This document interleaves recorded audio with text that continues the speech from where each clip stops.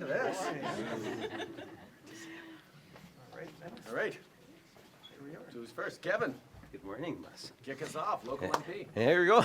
Good morning. Welcome, everyone. And as you can tell, today is a very special day. I would ultimately argue it's a special moment in time. You know, I was first elected back in 1988, and I can recall my leader, Sharon Carstairs, at the time talking about education and the importance of children. And the statement that she was making back in 1988 was that a child cannot learn on an empty stomach. And for many years, whether it was in the Manitoba legislature or in the House of Commons in Ottawa, I valued the importance of nutrition and how important it was to get food for all children that are going to school.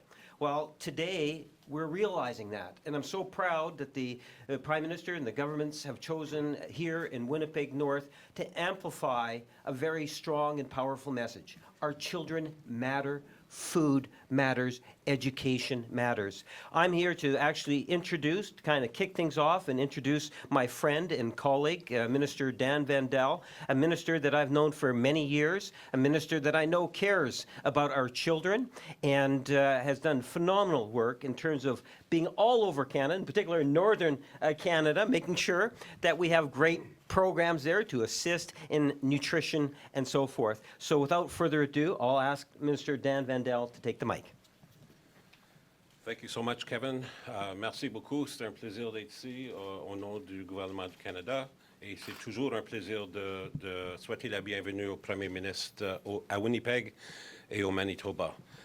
When our government presented Budget 2024, its overarching theme was to ensure that every person in Manitoba and across Canada is equipped with the tools they need to succeed. Children have always been our priority since first being elected in 1995. We brought in the Canada Child Benefit. It removed 500,000 children out of poverty, which is incredibly important. In this budget, we have a dental benefit for all Canadians. We have Pharmacare Act, which is going to provide free medications to Canadians. So the quality of life of average Canadians, middle-class Canadians, has always been a priority. I'm so proud to be here to be a part of this incredible opening for the school foods programs, and I know it's going to be well received. Je sais que ça va être très bien reçu à travers le Winnipeg, à travers le Canada. Ça fait que c'est mon plaisir. It's absolutely my pleasure to introduce Minister Jenna Sudds. Thank you. Merci. All right. Amazing. Thank you so much, Dan. Good morning, everyone. Bon matin, tout le monde. First of all, a huge thank you to the team here at Elwick Community School for hosting us here today. It's been amazing. We just got to spend some time in a classroom and serving food to the kids, and it's really amazing to see and to hear the impact that school food programs have on our children. Really a pleasure, of course, to be here with the Prime Minister, with many of my colleagues, with Minister Altamar, as well as the Indigenous leadership that has joined us here today. As a mom of 3 children, I think all of us that are parents can understand that raising a family is expensive. Children, as they grow, they continue to not only need more food, but they need new clothes as they grow. I feel like they always need new shoes. Their feet are constantly growing. So it's expensive to raise a family today. And I know I hear from more and more parents that they're struggling. As costs have increased, it's become a struggle. And so it is so important. Announcements like today and the elements that we've put through in Budget 2024 to support young families are so, so important. These are investments in the future. When we talk about investing in Canadians, we need to ensure that we're investing in the youngest Canadians at the same time. That means an investment in school foods. That means an investment in Canada Child Benefit, which I will say is being delivered today. Today's the day of the month when it arrives in parents' bank accounts. It means investing in things like early learning and childcare. which, as we know here in Manitoba, has gone incredibly well, seeing new spaces created at a fraction of the cost. It means investing in dental care. These are investments that we continue to make in Canadians and young Canadians to ensure fairness for every generation. Sadly, not everyone shares these values and these ambitions. And we see in the House of Commons that the Conservative Party and Pierre Poilievre continue to vote against these measures that we put forward to support Canadians. They voted against increased spending for early learning and childcare to create more spaces that families need. They voted against the Canada Child Benefit, the Canadian Dental Benefit, important measures that we're working to ensure are in place for Canadian families. But good news, we will not be discouraged. We will continue. We will move forward with this important work to ensure children at school have access to food when they need it, because we all know that children can't learn on an empty stomach. So rest assured that we will not be discouraged, and we will continue to do the work to support Canadian families. And with that, I will pass it to Minister Altamar. Well, thank you, Minister. Well, bonjour tout le monde. It's such a pleasure to be here today. This is really a culmination of all the work that a number of organizations have done to get to this point today. I can tell you in the recent election campaign, this was a pillar of our campaign, feeding kids in school. And I'll tell you why. I was bugging the Premier from the time I was elected in 2019. We need a nutrition program in our schools. For years, I was working with the Child Nutrition Council and getting grants so that we could feed kids in the schools that I worked at. It was such a pleasure to do that because, you know, it's more than just about feeding kids. It's about creating community. And that's exactly what we were doing when we were feeding kids in the schools I had the privilege of working with. And I can tell you, students like the ones that are in front of us right here today, this is who we work for. This is why we're here. And this program, along with the federal government, we're going to get to work and ensure kids do not have any barriers when they're at school. This is what it's all about. And I remain here at your service so that we can get this done.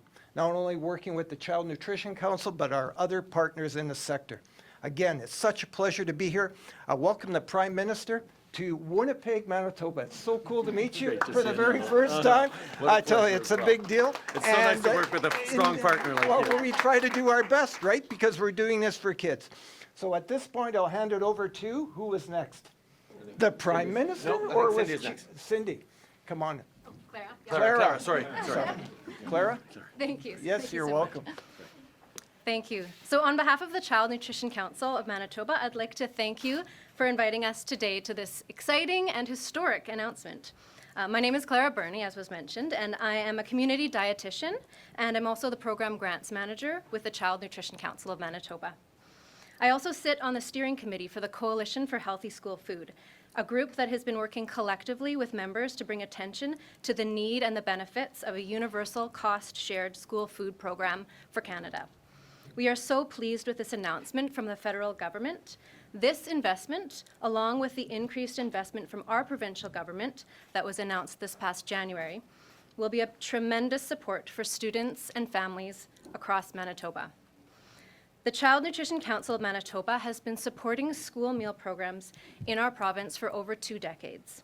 We work closely with almost 400 school programs, which is about half of the schools in the province, providing grants and nutrition support so that the schools can deliver effective programming, like here at Alwick, that suits their unique school environment and supports the health and well-being of their student population.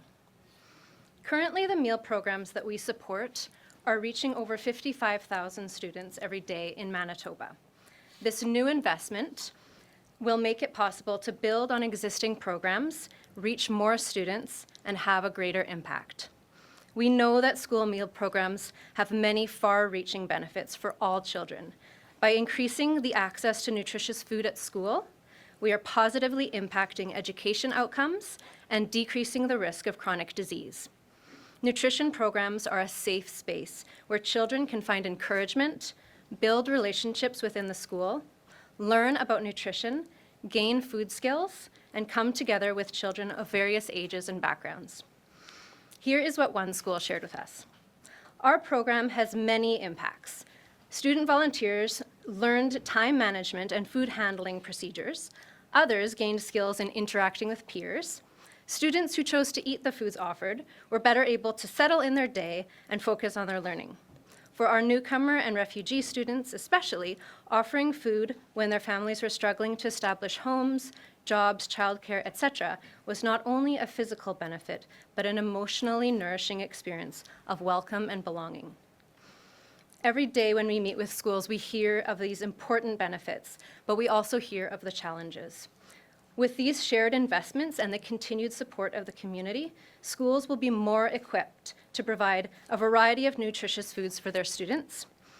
We are hopeful that the staffing and infrastructure needs may also be met. School staff and volunteers are extremely resourceful at coordinating food procurement, menu planning, meal preparation, and record keeping with the few hours that they're able to allocate. They are extremely passionate about delivering these programs, even volunteering their own time, because they understand the need and they see the benefit. Thank you very much to Prime Minister Trudeau and the many members of Parliament who have made this investment possible. We are very excited about the future of school food in our province. Thank you. And now I'll turn it over to Prime Minister Trudeau.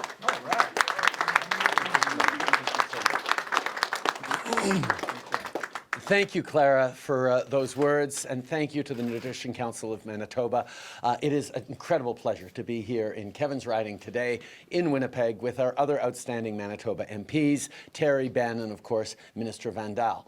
Mais il n'y a pas seulement les membres de notre équipe du Manitoba qui sont avec nous, il y a aussi la ministre Jenna Sudds qui travaille toujours très fort pour les familles. It's also really good to see the Manitoba Minister of Education and Early Childhood Learning, Nello Altomare. It's great to know that we share a past in schools, and it's what brings us here today, understanding how we need to put kids first and foremost, not just for today, but for tomorrow.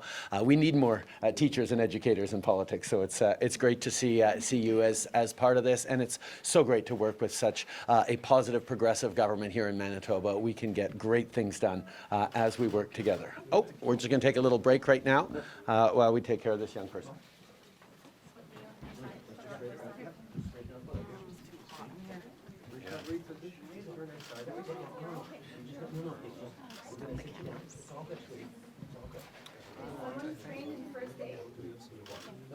It's just a little bit of dizzy. It's hot in here. Can we get some water? Yeah.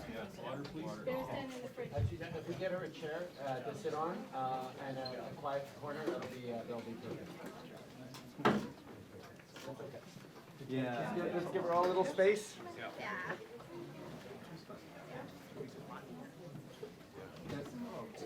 And we can just slide her over to the side so she doesn't feel in the center of everything.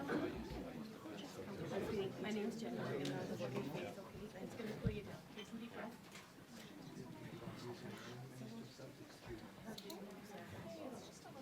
Can I take this arm off for you? You're doing great, kiddo. Oh, thank you. Yeah.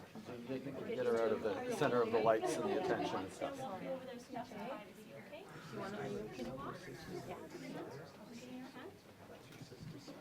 Awesome. Big round of applause for Juno. Thank you.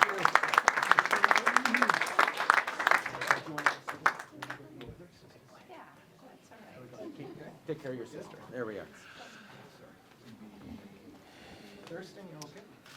Yep. Everyone's okay. There we go. Everyone's sitting down. Awesome.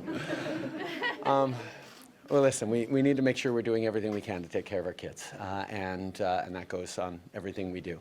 Someone else who understands how important that is National Chief Cindy Woodhouse-Nepanak, who's also here today.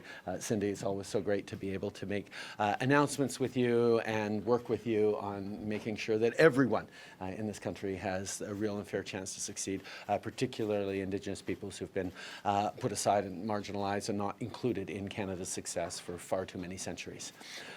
I just had a chance to meet with so many of the smart kids and hardworking teachers here at Elwick Community School.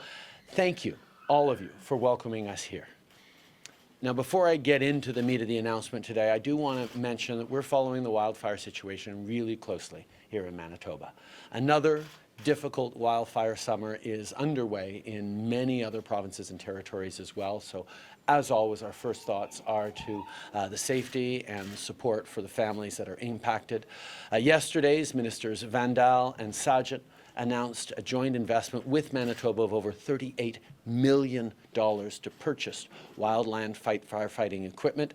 And this is on top of what we're already doing to support and train more firefighters. We're doubling the volunteer firefighter and search and rescue tax credits. And we're also investing in prevention and emergency preparedness, working in partnership, of course, with Indigenous communities. As we fight climate change, we're also taking these actions necessary to keep Canadians safe. Je suis très heureux d'être ici à Winnipeg aujourd'hui, de parler de ce qu'on fait pour aider les jeunes et les familles et pour offrir une chance équitable à chaque génération. Just over 2 years ago, after signing agreements with provinces and territories to build a Canada-wide childcare system, more than 750,000 kids across the country are already benefiting from more affordable childcare. Here in Manitoba, fees for regulated childcare were reduced to $10 a day on average last year, with some families now saving over $2,600 per child per year. And we're also creating more spaces so that more kids can access this affordable, high-quality childcare. The cost of living, including groceries, has risen significantly because of the after impacts of the pandemic and because of global inflation. So we're working hard every day to make life more affordable for Canadians. On top of all the money families are saving through childcare, we're also investing $1 billion to create a national school food program that will provide meals for up to 400,000 more kids every year, beyond those served extremely well by existing programs. We're going to be working with provinces and territories and with great organizations like we've seen here who are the partners on the ground in the schools that make sure that this is not just about supporting kids so they have full bellies for they can study, but as Nello said, creating community, but also learning valuable skills that work and that will last them a lifetime. On travaille avec les provinces et les territoires, ainsi qu'avec nos partenaires des Premières Nations, des Inuits et des Métis, pour renforcer les programmes en place et faire en sorte que les enfants aient accès aux repas dont ils ont besoin. I know that earlier this year, Premier Canoe and Minister Altomare announced investments in school lunch programs. Nello, thank you for your leadership and your hard work on this. It's great to be able to partner with a progressive government here in Manitoba to make sure kids eat well and mostly can reach their full potential. Investir dans nos enfants aujourd'hui, c'est investir dans notre avenir. Les élèves sont nos futurs médecins, infirmières, électriciens, enseignants, scientifiques et propriétaires de petites entreprises. On doit s'assurer que nos enfants aient le meilleur départ dans la vie. Another important measure we're bringing in our budget is more support for after-school learning. We will invest over $67 million to support mentorship and academic assistance that will help students succeed, including Indigenous and at-risk youth. You see, we're fighting every day for a Canada where everyone has a real and fair chance to succeed. This is a choice our government has made, and something, as Jenna pointed out, that the Conservative Party opposes every time we step up for Canadians who need it. Le Parti conservateur s'oppose à nos mesures pour aider les familles et les jeunes, mais nous, on va s'assurer d'être là pour offrir une chance équitable à chaque génération. Merci d'être ici aujourd'hui. Je suis maintenant très content de prendre vos questions. We will now begin the media availability. One question, one follow-up. First question goes to CBC. CSIS Director David Vignon is warning Canadians against using TikTok in light of his comments and what he knows about how it operates. Do you think TikTok is safe for Canadians, and do you see a role for government in regulating TikTok? Obviously, as a government, we lean heavily on CSIS and our intelligence agencies to keep Canadians safe. And when the director of CSIS is pointing out that TikTok poses a real threat to the data security of Canadians, I think Canadians need to listen. Obviously, we already took measures as a government to ensure that all federal computers and phones do not have the TikTok app applied to them. That's a risk that we don't want for our government, but I know more organizations, orders of governments are looking at that very seriously as well. We need to continue to have a conversation with Canadians about how they remain safe online. Yes, there's a role for government, and we'll continue to consult and work with Canadians on that. It's important that we empower Canadians to make smarter choices about keeping themselves and their families safe online. That's one of the reasons why we're moving forward with an Online Harms Act focused on keeping kids safe and making sure that our online world is as safe or even safer than our in real life world. Oui. Écoutez, en tant que gouvernement, on écoute attentivement tout ce que nos agences de sécurité et de renseignement ont à dire, y compris évidemment la SCRS. Alors quand le directeur de la SCRS nous dit que TikTok représente une menace pour la sécurité et la vie privée des Canadiens, je pense qu'on devrait tous l'écouter. C'est certain qu'en tant que gouvernement, on a déjà pris des mesures pour bannir cette application de nos plateformes du gouvernement, au sein du gouvernement fédéral. Et je sais que d'autres juridictions et d'autres entreprises et compagnies sont en train de regarder ces mêmes priorités. Mais je pense que les Canadiens devraient avoir une conversation entre eux et avec leurs jeunes surtout pour parler de sécurité en ligne, pour parler de comment mieux protéger notre société et la vie privée des gens. C'est certain qu'en tant que gouvernement, on va continuer de faire partie de cette conversation. On a mis de l'avant, par exemple, un projet de loi sur les mâles en ligne qui va amener plus de protection, particulièrement pour nos jeunes. Il va falloir qu'on continue d'être vigilant en tant que gouvernement. Next question. Je vais continuer sur TikTok. Si vous considérez que c'est une menace, pourquoi ne pas aller aussi loin que les Américains? Puis combien de temps est-ce qu'on peut tolérer une application qui est une menace pour les Canadiens? Bien, tout d'abord, on est en train de regarder attentivement ce que les Américains sont en train de contempler. Ils ont demandé tout d'abord à ce que TikTok, l'application, coupe ses liens avec le gouvernement chinois, qui, on sait, est en train de recueillir des données sur tous les utilisateurs de TikTok à travers le monde. Alors, regardons qu'est-ce qui va se passer aux États-Unis. Ici, effectivement, le logiciel va transformer son approche pour ne pas avoir à utiliser une mesure qui serait très forte que de bannir une plateforme sur Internet où on sait que beaucoup de gens choisissent d'utiliser et aiment utiliser. Mais on va prendre ces décisions une étape à la fois, mais c'est quelque chose qu'on est en train de regarder attentivement. Okay. I think right now, with the move the Americans made, we're going to see how TikTok responds. The concerns are that the data that TikTok collects on all of its users gets simply funneled to the government of China and is used to, potentially for nefarious purposes. These are things that we are very aware of, and we're encouraging Canadians to be very, very careful about their online usage. As the company responds to what the U.S. is asking them to do, we'll see if there are changes that make TikTok a less unsafe platform. We know that a lot of people, particularly young people, enjoy using TikTok, and we need to make sure that that usage is safe. So we're going to follow carefully, but before taking any drastic actions, let's see how the company responds. Next question. Hi, Prime Minister. Marnie Blunt with Global News. Given that the grocery code of conduct is not mandatory, how does your government plan on getting other big grocers on board with it? Well, one of the issues is that Loblaws was one of the holdouts for this code of conduct. Most of the other grocery companies, big grocers, had already indicated that they were happy to sign on to that. The fact that Loblaws is now on board means that there's a lot more chances that it's going to move forward, which is what this government has been pushing for a long time. We need more transparency, more accountability, better competition within groceries, because we know even while these grocery companies are making billions of dollars in profits, Canadians are having a hard time putting food on the table. The government has certain tools that we have been using to increase competition, to support Canadians.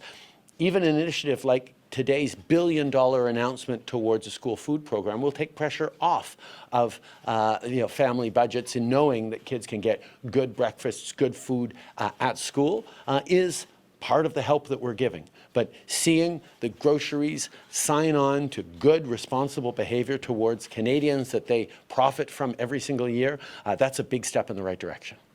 Next question. Good morning. You've asked your immigration minister to create a regularization program for immigrants who don't have legal status in Canada. Just wondering, what's the status of that program? Is it going to be rolled out before the fall? Listen, we know that people who aren't here regularly need to be supported and taken care of. There needs to be either a pathway towards regularization and citizenship, which I know the minister is working on. In some cases, we need to accelerate deportation proceedings. There's a balance in making sure that the integrity of our immigration system holds. That's one of the reasons why Canadians are, unlike so many other countries in the world, continuing to be positive towards immigration, because our immigration system is rigorous and it is able to do the work that we need. So as we make adjustments to make sure that we're supporting people right, that we're bringing in people in the right way to continue to grow our communities and our economy and create this great diversity that we benefit from, we need to make sure that it's being done in a proper way, and I can assure you that Minister Miller is very much focused on that. Well, Minister Miller will be able to speak more to that if you ask him that question. Next question. Hi there. We've heard about funding for fighting wildfires. I'm just wanting to know about funding for fresh water. We've had invasive species close a lake.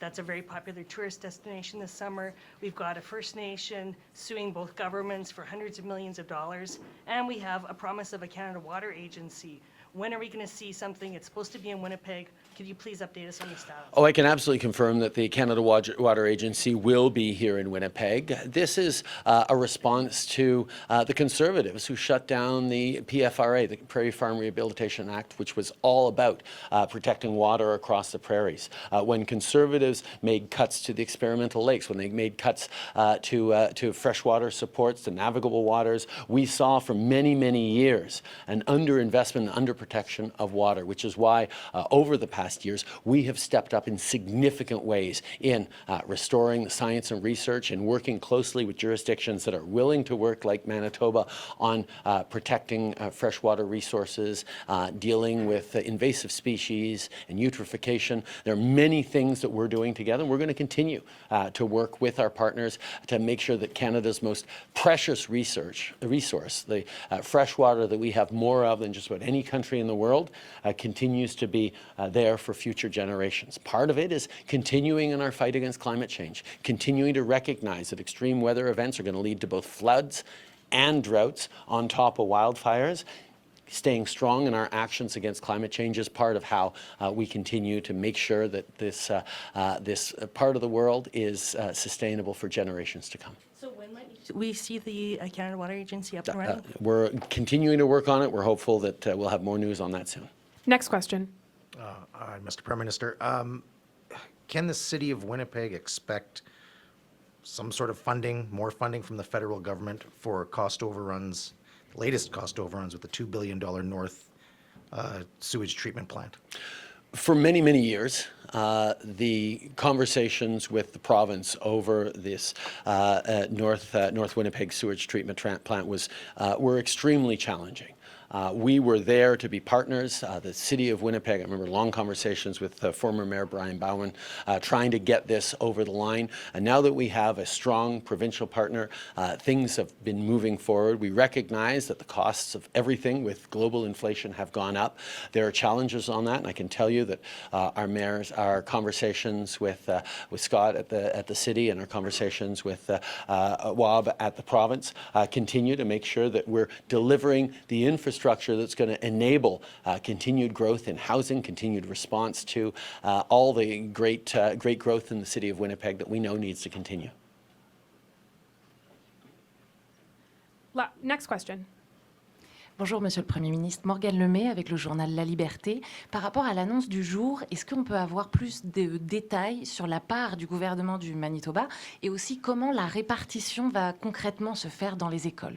Ben, le programme d'alimentation nationale scolaire qu'on annonce aujourd'hui, c'est du financement d'1 milliard de dollars à travers le pays pour s'assurer que 400 000 jeunes de plus à travers le pays aient accès à de la nourriture de santé, une nourriture santé et régulière. La livraison de ces programmes va être faite en partenariat avec les provinces et, évidemment, avec les districts scolaires et les écoles. Il y a déjà des partenaires sur le terrain qui livrent des beaux programmes, qui ont toujours besoin de plus de financement pour améliorer la qualité de nourriture, mais surtout pour améliorer l'offre à travers de plusieurs écoles. Alors, nous, on est là en tant que partenaire avec des ressources, avec du financement pour augmenter la donne à travers le pays, mais ça se fait non par un programme fédéral qui va être présent dans les écoles, mais par plus de financement pour ces partenaires et programmes qui sont déjà dans les écoles en partenariat avec les provinces. Next question. Just learning this morning that a child under 5 in Ontario has died of measles. They were not vaccinated. How do you respond to this news? We've seen, unfortunately, over the past years, too many outbreaks of preventable childhood illnesses because of a vaccine hesitancy that has been growing over the past decade around North America and indeed around the world. My best advice to all families is to listen to your physicians, talk with your doctors about what vaccinations are right for their kids, make sure that you're doing everything you can to keep your kids safe and healthy. This is a tragedy that nobody wants to see. I can't imagine what that family is going through right now, but I do know as a parent that all of us want the absolute best for our kids, and I recommend that everyone listens to their doctors, their health professionals on how to keep their kids safe. That's part of what we're trying to do here with the National School Food Program, give our kids the best opportunity in life. We will continue to be there as partners, as parents, do everything they can to keep their kids safe. Oui. Tout d'abord, c'est une tragédie épouvantable. Je ne peux pas imaginer ce que les parents sont en train de ressentir maintenant. Malheureusement, on a vu au fil des dernières années une augmentation d'hésitation par rapport à la vaccination. Ma meilleure recommandation, c'est de parler, que les parents parlent à leurs médecins, parlent aux agences de santé publique pour savoir comment garder nos enfants en santé de la meilleure façon possible. Nous faisons en tant que société tout ce qu'on peut pour protéger nos enfants aujourd'hui avec l'annonce sur l'alimentation scolaire, mais aussi avec les investissements qu'on est en train de faire dans notre système de santé. Je demande, comme toujours, aux parents de parler avec les experts en santé publique et faire les choix qui vont protéger leurs enfants le plus possible. Next question. J'aimerais revenir sur TikTok. Si les Américains bannissent TikTok, est-ce que vous allez faire la même chose? On va toujours regarder ce que font nos alliés, mais les décisions qu'on prendra au Canada seront les décisions qui sont bonnes pour les Canadiens eux-mêmes. Last question. Thanks. Ontario Premier Doug Ford has written to you asking the federal government to pause approval of new safe supply sites and to review the existing ones. Just wondering how you respond to that.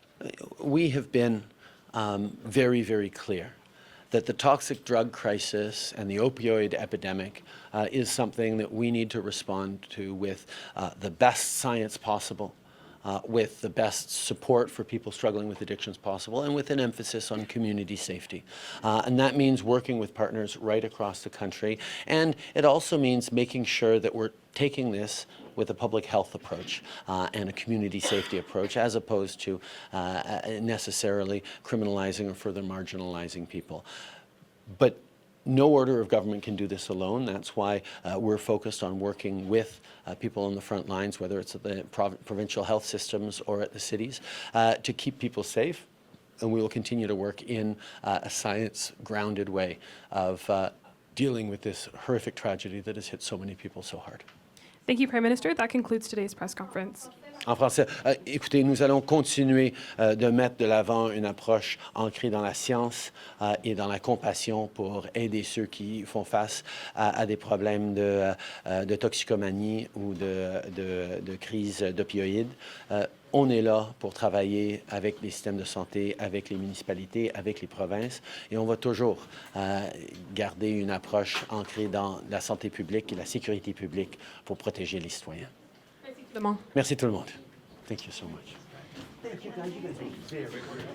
likewise. Likewise. Great job. Great job. How are you? Good to see